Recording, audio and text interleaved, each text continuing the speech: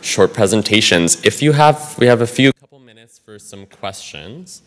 If you have any, you can come up to the microphone right there. Yes, go ahead.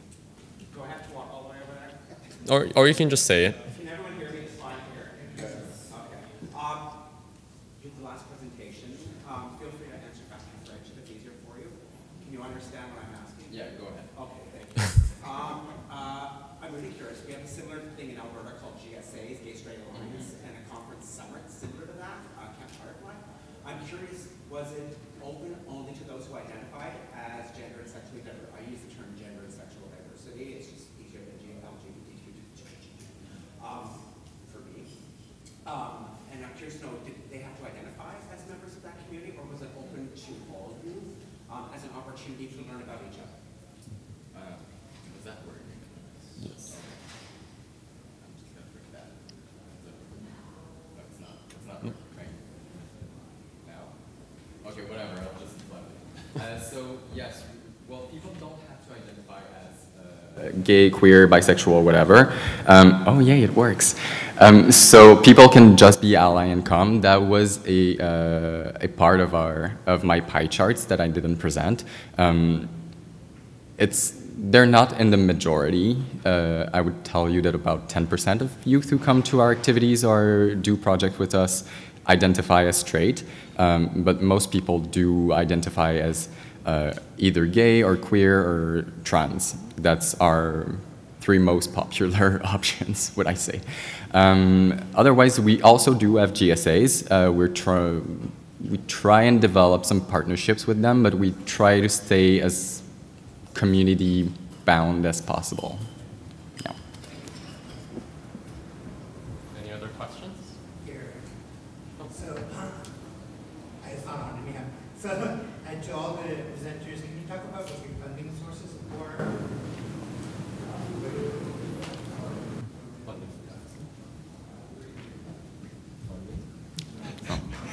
So we have no funding.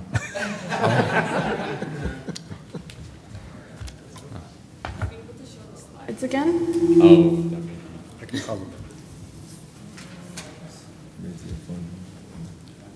So in the early years, we had no funding at all, and we had to ask, drug companies and fundraise for ourselves. Eventually, we were able to incorporate the program as part of our core funded activities from the Ministry of Health and Long-Term Care from the province. But it took us like 6 years before they recognized that our program's enough to be funded. And Jeune Queer Youth is, just like the Advance Alliance, is a program funded by the PHAC, I don't know how to say that, like the PHAC funding that happened a few years ago, so we were one of the lucky projects. I've pulled up our title slide now, so this is helpful. On the title slide, we've got, for funders, REACH 2.0, the Vancouver Foundation, Island Health, CIHR, and the University of Victoria. Okay. Next question. Oui, c'est pour Olivier la question. Je la pose en français. It's for Olivier. I'm going to pose it in French. Queer Youth is a beautiful project, and I want to know, do you think it's going to be a project that could be interesting for adults as well? And yesterday we were talking a lot about empowerment in the community, spill the tea. I mean, we were wondering in the Anglophone communities, they're more united than Francophone community. I'm wondering, could it be a project that we could set up in the community?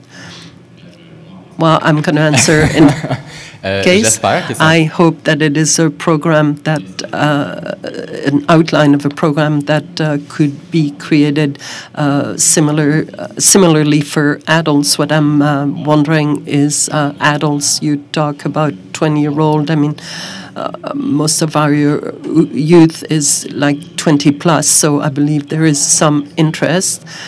And could it be done for the 30, 40, 50-year-olds? I mean, the basic idea of Queer Youth is we have money to finance a project. I think a lot of people feel the same way. Thank you. Question? Hey, I guess my question is for ETSN. So you have this peer program providing peer counseling and supports in community, and there's 11 folks that are working for you? Or is that volunteer, or is that paid positions for them? Just because I know that in community, peer work is very valuable, and our peers do a lot throughout agencies, and I know that might not necessarily all of them might be there, but I know here in Vancouver, peer work is very important, and we tend to pay our peers. So actually, it's not only 11. The 11 is the ones that we invited to focus groups only. We have probably like about 30 peer facilitators from the graduates, and they're all paid for their services. Yeah.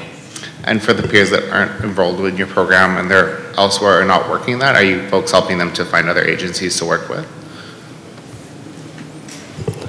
Well, we tried, and as I think about over 50% of our graduates actually eventually have some sort of employment with different e-service organizations and different health-related organizations. But again, as I mentioned at the end, there's sector-wide insufficient resources and increasing reduced valuing of people with lived experience in our sector. So that's a constant effort.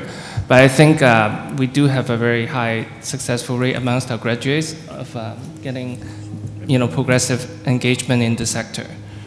Thanks.